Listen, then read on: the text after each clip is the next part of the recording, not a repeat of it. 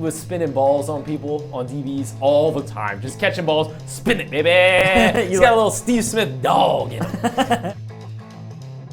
Just a gritty guy, well-proportioned. He's got that big old butt. You know, we like that big old butt offensive lineman. I hate this that I like your mock. I don't know how I feel about that either. This is the worst. Now that you like it, that's making me question some things. You're going to start tinkering? Yeah.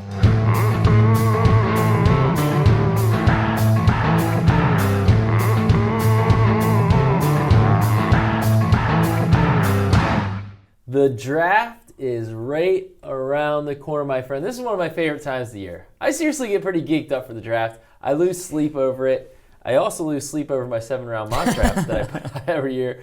I spend way too much time thinking about this and tinkering. You start thinking about your mock draft, I think probably around October. If the team goes through a couple of losses, then you start thinking, all right, this is a position that the Ravens need. Here's the player that I'm gonna add. I would say I legitimately start in late January, early February. That is being conservative. That is being really conservative. I mean, like I can waste a solid 15 to half an hour just being like, let me watch a little more YouTube highlights of this guy. Let me read about this guy. I'm pretty sure there's been times where we're sitting in the cafeteria in like October, November, and you see a highlight on the screen from some college football player, and you go, I might take him in my 7-round mock. Yeah, I put a lot of thought into this, and we'll also preface this by saying we have no inside knowledge on this. This is just us overanalyzing it on our own about who we think the Ravens could take. This is no insight from Eric DeCosta, Joe Ortiz, any of those people. They don't tell us anything. So just want to let that, put that out there. The other thing I want to preface this with to get some clarification on, is this actually your final mock draft? Because last year you did the change at the last minute. Well, in our last podcast talking to Joe, I said I was going to take Marquise Brown, but I have a different pick for you today. Oh, exactly. So that's the thing. I never know who you actually think. No, it's whatever is published in the written form. Podcast, this doesn't quite count. This does count. I am true to my word. I think if I put it on the record on the podcast, that is what I'm going to do. If I say... I'm still not feeling great about it, I'll be honest. So if I sit there and I say, this is the guy that I'm going to take, I stand by that unless there's some massive change of events, which there hasn't been. Well, you didn't let me do that with Miles Jack when I had him as our pick at number 6. And then he came out that his knee was shredded in 2 pieces or whatever it was. It was like he wasn't going to be able to play beyond 2 years, and I couldn't move out of the pick at number 6. You wouldn't let me move. That was the all-time worst mock draft that you've ever had. But if we're going to talk about my all-time worst mock draft, let's revisit last year.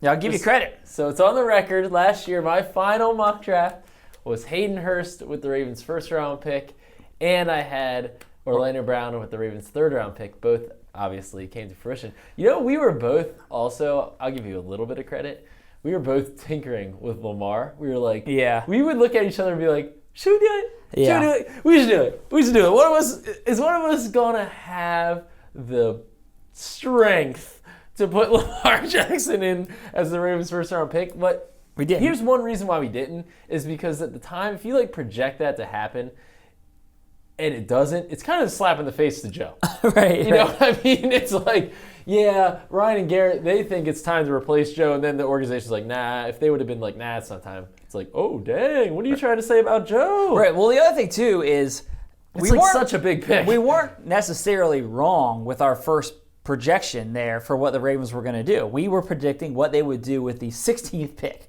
True. Last year. We didn't predict They didn't take Lamar Jackson there. They traded back twice. If you had said the Ravens are going to trade back up into the end of the first round, who are they going to take? Lamar. Exactly. Who are they going to take? Who did you take in last year's mock? So Ridley, or did you take? No, I took DJ Moore. Who would not have been a bad pick. Wouldn't have been a bad pick. Yeah. Anyway, with all that said, we're going to give our 7-round mocks, and I don't think I'm going to tinker this year. And we're just going to take a deep dive into other things that we could see happening in other scenarios.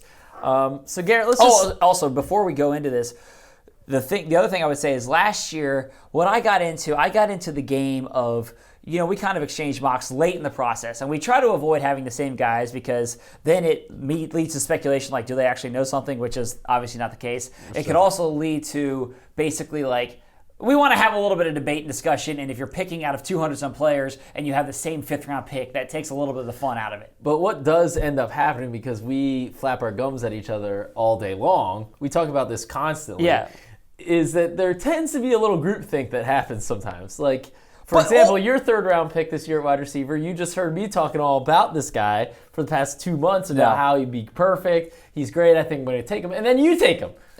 So I'm taking him too. I'm not going to let you scare me off my own pick. Well, what happened? I'm not changing changing my mock this year, because last year I wanted Orlando Brown, but I said, you know what? I'm going to just let you have him. I'll let you have Orlando Brown, and then now I got to listen to you for a whole year talk about how you nailed the Orlando Brown pick, even though I wanted him too. So I'm not letting you sway my opinion. That's what happened with me and Matt Judon. Same story. Exactly, but I got Matt Judon, fifth-round pick. That was a great pick by me. All right, let's go ahead and kick things off. Not as good as my Keith Wedding pick. Not as good as my Keith Wedding pick in the sixth. In the first round with the 22nd pick, I am predicting that the Baltimore Ravens will select A.J. Brown. Terrible pick. Wide receiver. I love the player, don't love the spot. Okay, all right. Well, let me just preface it with this. I do think that the Ravens will, as we've said many times, I think the Ravens try to trade back. I think that's probably what they'll be able to do. I think at that point, say they move back, I don't know, 7 to 12 spots, somewhere in that range. Okay. And then they take high second round. Potentially high second round. This could be a late first, early second. I think A.J. Brown is the pick. Probably not at 22nd, but for the purpose of this mock draft, we're just keeping. You just say the Ravens' first pick is A.J. Brown. And as you talked about, it's bending the rules. Let's be clear, you're bending the rules here. Which is what you did last year for Hayden Hurst. Nah, I didn't bend the rules. No, literally, you wrote in your write-up for Hayden Hurst, I think is the right player, but not the right spot. So it's the exact same thing. All right, fine. You made the case last year about why A.J. Brown's great. We spent a lot of time talking about wide receiver. Last podcast. Mm-hmm. We spent a lot of time talking about wide receiver. This guy, to me, highly productive, more than 1,300 receiving yards last year. I just think he fits what the Ravens want to do. His comp, according to Lance Zierlein at NFL.com, Juju Smith-Schuster. I could use a little Juju in my life. Yep. A.J. Brown checks all the boxes in terms of big, playmaking speed. His game speed is faster than his tape speed. Like, that's the knock on him. Not that explosive. Didn't put up that great. Yeah, but he ran a 4.4. Right. Pretty solid. He ran a 4.4. Good. Yeah. And on tape, I mean, the guy's always running away from people. He's big. He blocks. Even if he plays only in the slot, the only knock is, can he play outside? If he plays in the slot, hey, that's close to the line of scrimmage for blocking. I'm cool with that. Yeah, I think mismatches. I think with this offense for the Ravens too, from what we've seen from him so far, he thrives passing to the middle of the field. So if you get a guy that can work the middle of the field, that's a good thing for the Ravens. Yeah, I think A.J. Brown is the most complete receiver and has the best chance to have a year one impact of all these guys. High floor. I like him a lot. High floor. But here's one person who doesn't really like A.J. Brown. Okay, and this person would say your pick is terrible. That'd be Mel Kiper, who has A.J. Brown at number 52 on his big board. Okay. 52 and his 6th ranked wide receiver. Okay. He thinks you're an idiot. That's all right. Mel. Well, for the record, you also think A.J. Brown is your favorite receiver. I really like him too. I think Mel's wrong. Yeah. I'm just telling you, Mel thinks it's a terrible pick. Yeah. He has J.J. Arcega-Whiteside and N'Keal Harry above A.J. Brown. Well, I like both those guys, but I'm trying to think about who I think. Joe Ortiz talked about this on the podcast last week, which is that our board may look a little bit different than other teams' boards because we're finding a guy that can fit our scheme and our system. Okay. And so, like a N'Keal Harry, I think is a really good receiver. I think he fits our system too, but yeah. I think A.J. Brown, in my mind, is probably a better fit in our system than N'Keal Harry. N'Keal Harry, to me, seems to be more of a jump ball outside wide receiver, where A.J. Brown has a little bit more of a complete skill set from what I've seen. Look, I'll be happy if we end up with A.J. Brown. We both. All right, make your pick. I'll be happy for Make your pick already. All right, so as I said last podcast, I was going to go with Marquise Brown, but who I think is probably the number one on most boards is the top wideout. Mm-hmm. And I think that he fits well in Baltimore because he'd be a big-time playmaker. And they need more of those on offense. They need playmakers. They need guys who, if the safeties are dropping to stop the run game, Marquise Brown could beat him over the top for some huge plays. He fits in he's a college system kind of guy at Oklahoma. They ran a lot of RPO stuff. He is like today's kind of wide receiver. Are you still doing the intro to your pick? Yeah. Okay. This is why I'm not making the pick. Okay. But here's the big but with Marquise. the Liz Frank scares me. He's got the foot injury that he's coming off of. I think the Ravens saw what happened to Brashad Perryman, and because he missed year one, that really set him back in his development. Hayden Hurst, similar story. I think his year one really kind of set him back. I don't know that they want to go down that road again, where they're taking a chance on a guy who might have concerns in year one because they've seen what happens. And he's just so he's small. It concerns me a little. It concerns me a little bit. Now, Lamar Jackson is, air quotes, a thin guy, and the Ravens have said whatever, we don't care. But anyway, that's a long reason why I went away from Marquise Brown. Yeah. And I'm going to a safer pick, and that's going to be defensive end. Cleveland? Cleveland, you got it. Got it. Cleveland Farrell from Clemson. This one just makes too much sense. I mean, he's had high production at Clemson, at a school that plays top competition every year. He's won national championships. High character, hard-working guy, stops the run. I mean, who's stopping the run this year opposite Matt Judon? Because Tim Williams ain't that kind of guy, I don't think. Yeah. Tyus Bowser, I don't know. If they do need a. Now you got the inside guys, Michael Pierce and Brandon Williams, but you still need an edge. You need an edge guy. Sure. Yeah. So I think that Cleveland makes Cleveland. Dang it, Cleveland. I think Cleveland just makes a lot of sense, and he's right spot. I mean, he could go a little higher than that. He could fall to the Ravens at 22, and I think the need, the player, it all just makes too much sense at that spot. I think that he, if the Ravens stay at 22, is the safest pick because of all the things it's a need there. I think you're going to get a player that's going to be really good. Is he going to be a guy that gets 14 sacks a year? Maybe not. But if you get somebody that comes in here and gets 8 to 10 for the next 4 years, that's a pretty good player. Yeah. And I think that he could certainly be that guy. All-around player. Everyone says hard worker, high motor, highly productive in college, great program. Really good pick. I think if you get Cleveland Farrell at 22, you got to be excited about that. Yeah, high floor kind of guy. Daniel Jeremiah has him in his latest mock, and I trust what DJ thinks about. He knows how to recognize a Raven. Yeah. He looks like a Raven. Cleveland Farrell looks like a Raven. Oh, yeah. My only concern with him, the only thing is he's more of a traditional 4-3 D end.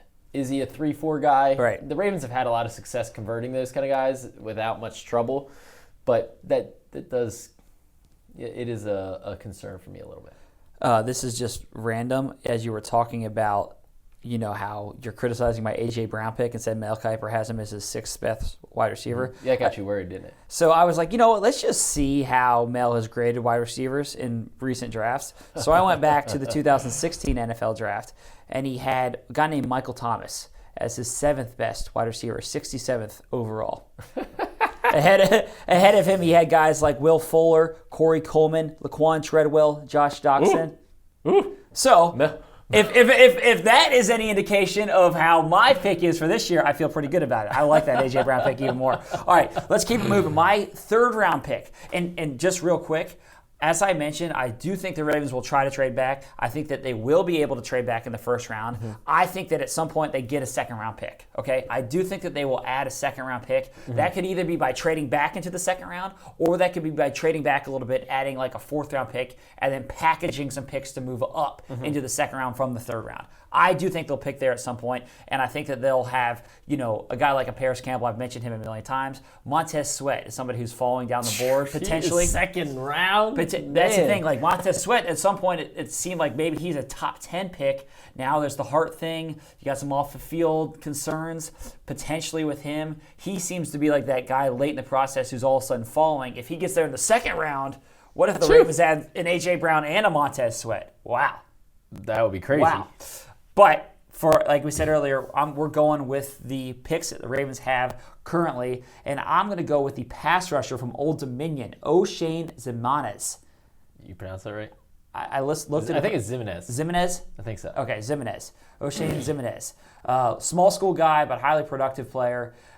the Ravens, if you're going to get a pass rusher in the third round, you're not getting these big-time, big program, highly productive guys. They're off the board. Yeah. So you need to kind of look a different route, and I think that going a small school route could prove fruitful. He's got some good athleticism, put up a lot of numbers, basically dominated the small school level, and that's what you need if you're going to get a guy from a small school at that spot. I like the player. I like the pick. I debated him as well. In one of my, I think it was version number 4 of 15, I think I had him. Okay. It's just the thing too, and this is part of my Farrell pick, is like, you need somebody now on the edge. And waiting till the third round, how big an impact is O'Shane going to have now? I agree. I mean, I know it's the Ravens' second pick, but it almost feels too late to me because the need is so big there, in my opinion. Sure. Which he didn't have a great Senior Bowl either, and the Ravens put some stock in that Senior Bowl. Yeah, sure. So a big thing for those small school guys when they get to the Senior Bowl is how do you show against some of these bigger school prospects? It's an indicator of how you'll do in the NFL, and it wasn't great for him, but maybe that makes him a bargain. Whatever. Yeah, you never know. I like the pick. Okay, I'm going on the offensive line. I'm going with Connor McGovern from Penn State.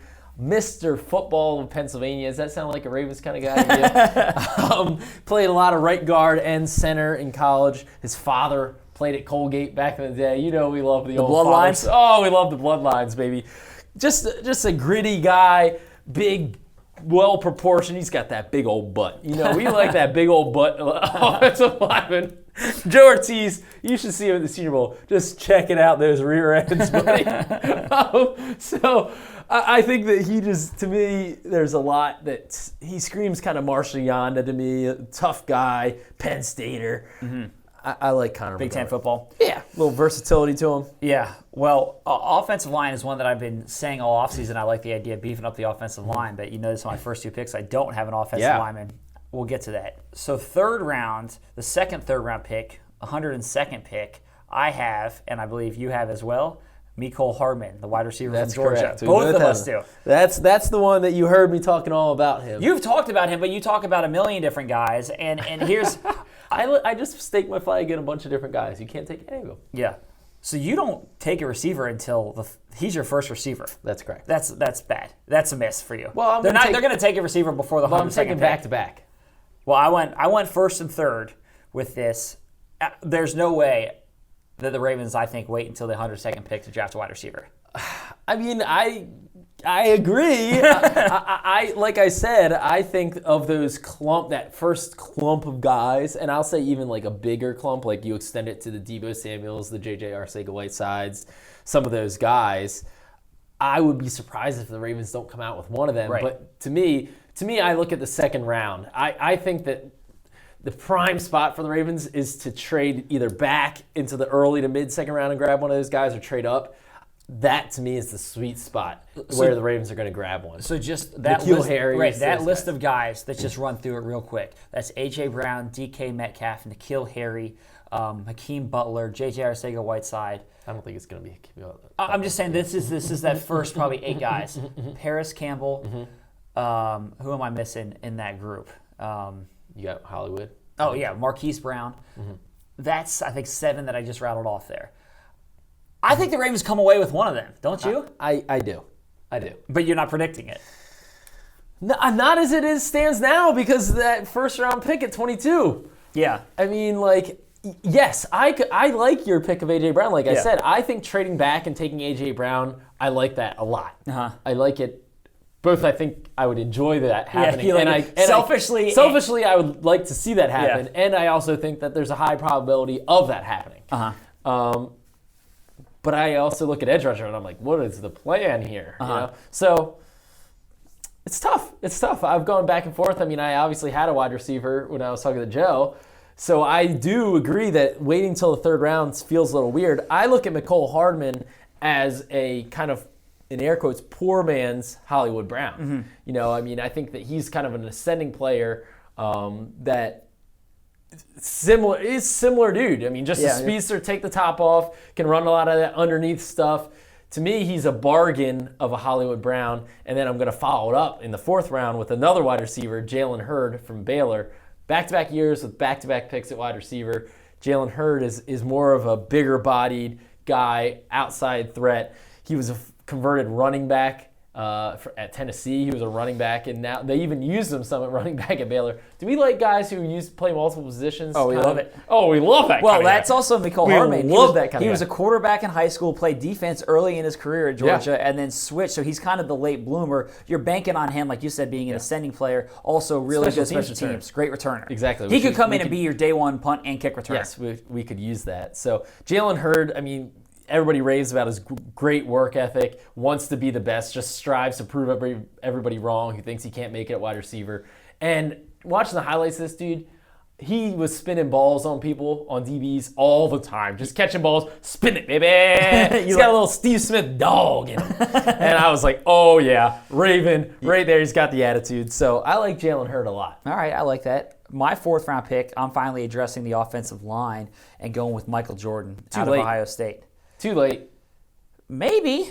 I mean, he's all Joe the projection. did Say the middle rounds. We think we can find some good O linemen in those middle rounds. As I've said over and over again, I think that the middle rounds is a great place for the Ravens to address the offensive line because you have a strong track record of finding some really good players in those spots. Orlando Brown, Marshall Yonda, and it's not Ryan Jensen, a huge immediate need. Rick Wagner. I mean, I'm rattling off some players who've been really good. They've gotten huge contracts, some of them. Yeah, I agree with you. I like that pick as well. I hate this that I like your mock. I don't know how I feel about that either. This is the worst. Now that you like it, that's making me question some things. You're going to start tinkering? Yeah. I like Michael Thomas. I'm pretty sure he was a former black belt also. Yeah. We love that. We love that. Yeah, the versatility there. Oh, well, the other thing, too, with him, he came in and started, first of all, he's huge. He's 6'6", 315 pounds. Yeah, he's great. Started at left guard and center. Could the Ravens look to upgrade at left guard or center? Yes, Those are the positions that they want. Yeah. He came in and started at Ohio State as a true freshman. First guy to do that since, any guess? I have no clue. Hall of Famer Orlando Pace. Wow. 1994. Not bad. Not bad. Yeah, I like Michael Thomas. Another guy. Michael Jordan. Or Michael Jordan. I also like Michael Thomas. Yeah. Another guy that you heard me talking about and are stealing from me. No. I told you about the whole black belt thing and how I liked him. You told me about the But I'll give him to you because you're a Buckeye lover. Yeah. Even though you didn't go there. Put that out there. You say that you told me about Michael Jordan, which is not the case. You told me about the fact that he was a black belt, which I didn't know. Said that he's really great.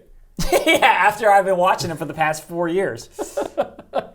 I'll give him to you because you're a Buckeye guy. Yeah, go ahead. All right, so my second, 4th round pick, I'm going to go running back. And I kind of went back and forth with what kind of running back I wanted. For the record, I was big time on the whole Alabama Josh Jacobs pick. Mm-hmm. Big time on that before the Mark Ingram signing, and I still wouldn't be shocked if they went with it. But now I'm buying what John Harbaugh's selling, that he wants kind of a change of pace, explosive kind of guy to add to the mix. So I'm going with Justice Hill out of Oklahoma State. His comp, according to Lance Zierlein, Philip Lindsay. Another player the Ravens really wanted last year as undrafted rookie free agent. Ended up missing out on him. He was signed with his hometown Broncos. Justice Hill, explosive dude, ran a 4.4 at the combine. I think that he brings another dimension to this Ravens backfield. I like that pick. Mm-hmm. I do. I do like that pick. I was also toying with Bryce Love. I like Bryce Love too out of Stanford. Mm-hmm. I think he could be a good running back pick for the Ravens. So I like both those guys. I address running back a little bit later. But my second, 4th round pick, number 123, I take Tavon Coney from Notre Dame, the linebacker. Tackling machine. He's racked up 240 tackles over the last 2 years. Obviously, the Ravens have a need there with the departure of C.J. Mosley. Yep. And the other thing with him is that he is more, to me, based on the speed and what you read about him, he seems to be more of the run-stuffing linebacker. He doesn't have, Kenny Young has better speed than Coney. So maybe you get him in there potentially as a first down guy, and then you can have Kenny Young. This is just depending on how they want to work that rotation at inside linebacker. Good rotational guy. He's a good rotational guy. I don't think he's to come in and play 100 snaps a game like C.J. Mosley, but I think that he could come in and be a good guy against the run and help that rotational linebacker. I think that there's the middle rounds are going to be a sweet spot for an inside linebacker, and I'd be surprised if the Ravens didn't come away with one, kind of like Kenny Young in the 4th round last year. I take one with my next pick, 5th round, Cameron Smith out of USC. Like him as well. Team captain, one of the biggest, most highly acclaimed prospects coming out of high school, big time prospect. He was in 4th grade. He was playing against 8th graders. Okay, can you imagine that? You were probably a tiny little dweeber at 4th grade. You would have gotten trucked. That's why I'm not in the NFL. The NFL guys can go against 8th graders when they're in 4th grade. Right. You talk about another tackling machine. This guy has racked up a ton of tackles. Just been a consistent team leader, great player, high motor, not the most athletically dynamic guy. He's not going to wow you with his speed, but good size. I think Cameron Smith makes a lot of sense there. I'll toss out one other name. Is it who I have? Alabama? Yep, Mac Wilson. Yep. I think the comp on him is C.J. Mosley. Yeah. I think, though, he's probably going to go in the 3rd round. Potentially even second. Potentially second. He's in the 2nd to 3rd round range, and I was just like, yeah. Am I going to pull the trigger there with much bigger needs at wide receiver and interior line? No, I had a tough time doing that. I feel the same way with him. I debated taking him with my first pick in the 3rd round potentially, but then for me in my mock, I'm not addressing pass rusher at all. Right. That to me, I felt like that was something that needed to be addressed first. But again, going back to what we've said, you add picks potentially in this draft. You potentially add a 2nd round, you add a 3rd or 4th that gives you the ability to move around and maneuver. Yeah. I would not at all rule out Mac Wilson. I agree. Watching the tape on him, man, he makes some plays too. Picks. I mean, he's good in coverage. I like him a lot. Do we like Alabama linebackers? Yeah, I think we do just a little bit. All right, moving to the 5th round. My 1st round pick in the 5th round. I already said my 5th round. All right, my 5th round pick is Kalen Saunders from Western Illinois, defensive lineman. Defensive line, not a huge need. Here's the funny one. I was just waiting for this. You were waiting for Kalen Saunders? I was waiting for Western Illinois, 6 foot, 324 pounds. You think he's going to be gone? Okay. Mel Kiper. I'll go back to Mel Kiper's big board. Mel Kiper has Kalen Saunders ranked as his number 49th best prospect. He has A.J. Brown at 52. So Mel Kiper has your 5th round pick ranked above your 1st round pick. So should I get into my Michael Thomas example there? Oh, should I get back into that? That's pretty strong. I mean, that he's saying you're way off on that. He is saying I'm way off. Maybe he's gone. Like 4 rounds earlier. I don't. So you think he's going to go in the 1st round? No, I don't. You think he's going to go in the 2nd round? Maybe. I could see him as a late 2nd round pick. Here's the thing with Saunders. Western Illinois, small school. I think he's more likely a 3rd round pick. That's where I think he's probably. This is value. I'm predicting some value here. I'm predicting some value that you can get him in the 5th round. Here's the thing, though. He's a small school guy, but his profile has blown up since he started doing backflips. Well, that's the thing. Does that remind you of anybody? A small school defensive lineman whose profile blew up leading up to the draft because of some viral videos? See, but here's the thing. You're just chasing this story and just being like, well, I'll just plug him in the 5th. Ravens are going to get a break. You're like these people who they send us their mock draft, their 7th round mocks, and they're like, do you like my mock? I got N'Keal Harry in the 6th. But my mock is awesome. I'm like, yeah, because it's never going to happen. There's a chance. There's some other outlets there that have him as a late 4th, 5th. NFL.com. Have you heard of NFL.com? You know that one? Have you heard of that website? Give me a name. Yeah, give me a name. Your boy Lance Zierlein has him as a 4th or 5th round pick. No. Yes. Lance wouldn't do that. Yeah. Lance wouldn't. Has him as a 4th or 5th round pick. No. So, all right. That's your. So there you go. Moving on. I like the player. Great story. I like the player. I don't think we're going to draft a defensive lineman that high.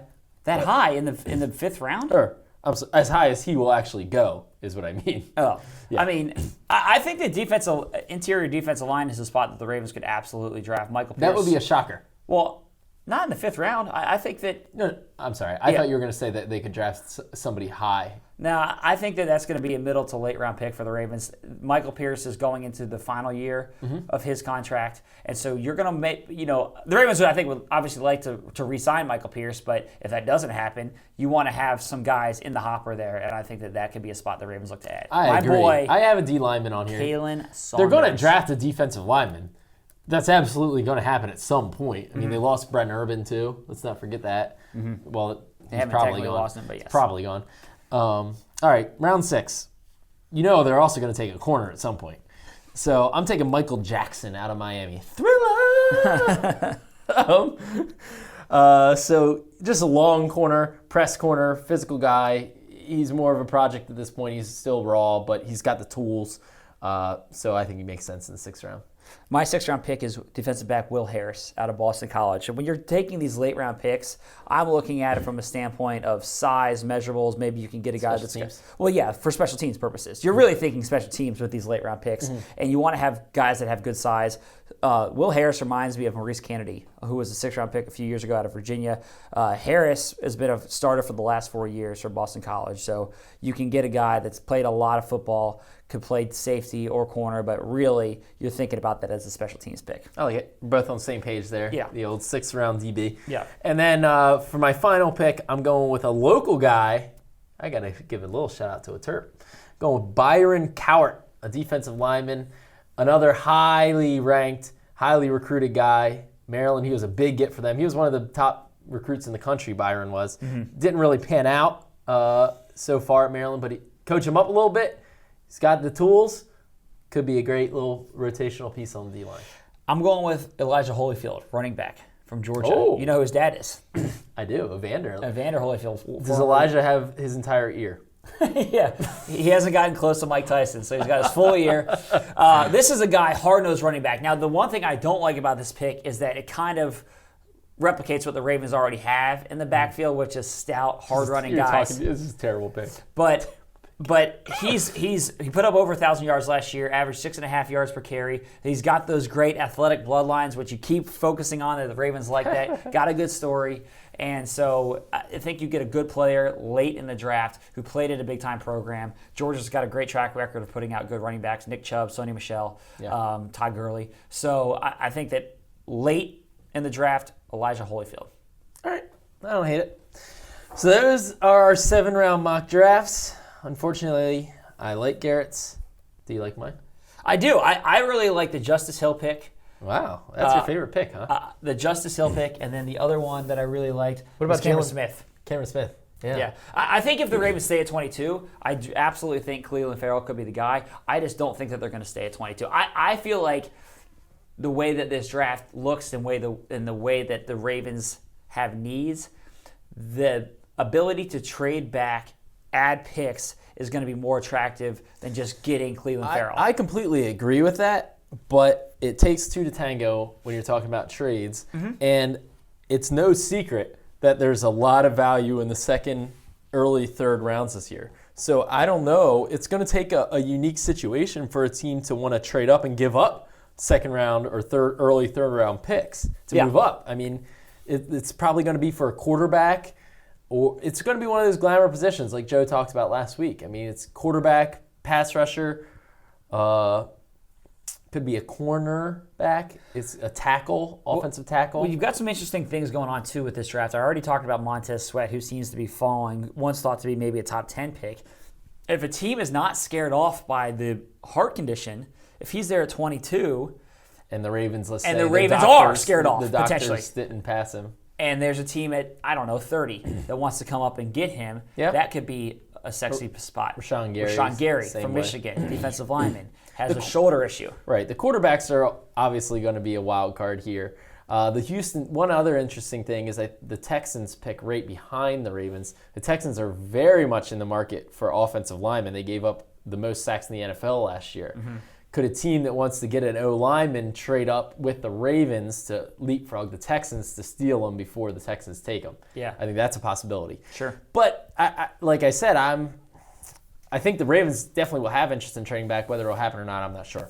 So, with that said, let's go over a little bit some of the no-duh picks, right? Like the least surprising picks. And to me, one guy that we haven't talked probably as much as we should have about is Cody Ford, right? Like, if we draft Cody Ford, it would not surprise me in the slightest. The offensive lineman out of Oklahoma. Right, we got a mauling guard out of Oklahoma who Orlando Brown played with. It makes a ton of sense. Like, Why is this not somebody that more people are talking about? Well, you've used this comparison before. It's kind of like a couple years ago when they drafted Marlon Humphrey, and no one had that as a projection. Not many people, right, at all. And so it's like, wait, why did we miss the cornerback out of Alabama when that was the biggest position in need? Right. So that would kind of be Cody Ford. The one thing with him is you wonder, is he best suited to play right tackle? That's, I think, a question that a lot of teams have. Is he a right tackle, or could he go in and play guard? He made it kind of clear that he wants to play tackle. A lot of guys say that. But that's my question with him. Do you feel comfortable in putting him at left guard? I do. He's big. I would like that pick. Well, I've been banging the drum in terms of beefing up the offensive line. Cody Ford does that. Yeah, I would like that pick a lot. Then the other one, a center, Garrett Bradbury or Eric McCoy, two guys that have been talked about a ton. At one point during this, I was like, center makes a lot of sense, but I don't know. I just don't see it. I don't see that happening. I agree. I don't see it happening either. I feel like Skura has been a okay center. He's been a decent center. And I think that the mental piece of the game is so important to center that it's a lot to come in as a rookie and control that offensive line, which is what you have to do as a center.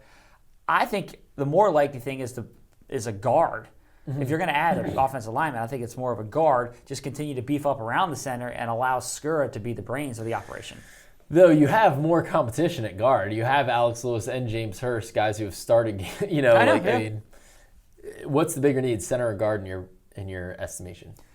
Good question. I feel like it is. I feel like it could. Oh man. Stumped them.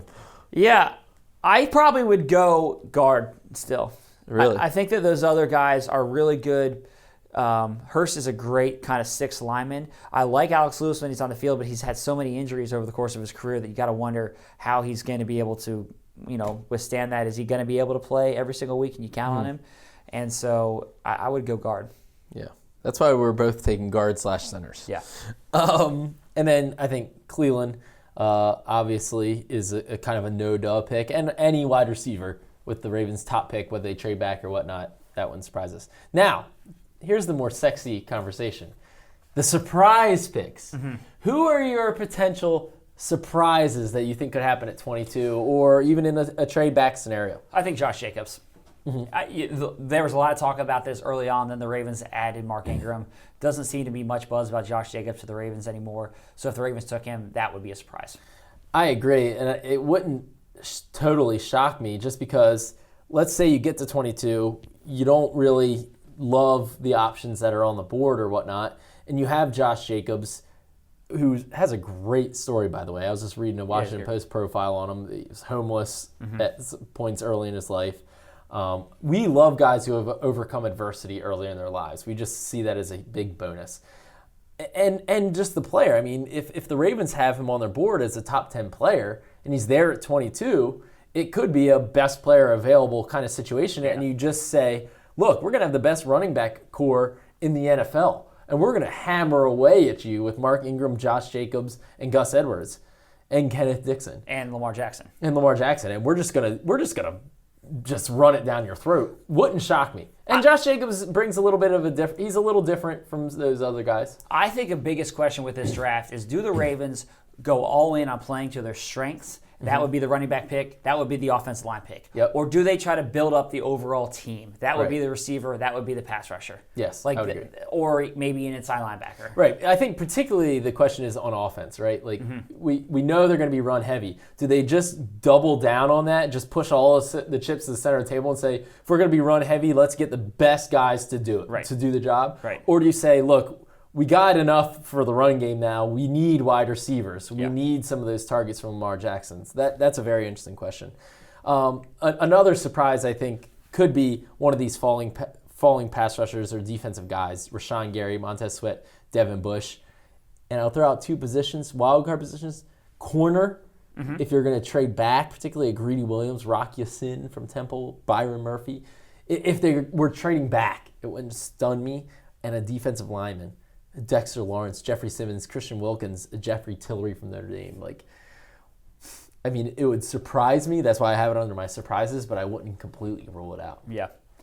Cool. Well, it should be a fun week. Yes, I can't wait. The draft, I'm hoping my kid isn't born before the draft because it's any day here. So you guys might be without me for a little while, but I really hope I get through the draft. If your kid gets born, that means you're probably not going to be able to tinker with your mock draft, which I'll have other things to worry about, yeah. Which is nice because I hate the 11th hour changes in your book. And then if you get it right like you did last year, it's even more aggravating. So, look, we're going to have lots of really, really cool stuff planned over the next few days. We're going to be in Nashville, hopefully talking with the pick soon after that pick is made. We're going to be inside the draft room as that pick gets made. Lots of cool stuff on our app, our website, on social media. So if you guys want a behind-the-scenes look at everything that's happening with this team around draft time, you are in the right place. Yes, and we'll be busy just chopping it up. You go down to Nashville, then you come back to the facility for the last 2 days for Friday or Saturday. Yep. And basically we just sit there and make jokes and eat a ton of cheese balls, and then the Ravens are on the clock and things get really crazy and chaotic. Yes. That's how fun. It works here. It's a fun weekend. But thanks for listening, and we'll be back with you. We're going to have Eric DaCosta on for the post-draft breakdown, which is always really insightful to kind of get some of the behind-the-scenes stuff. So make sure you tune in after the draft. We'll be back with you.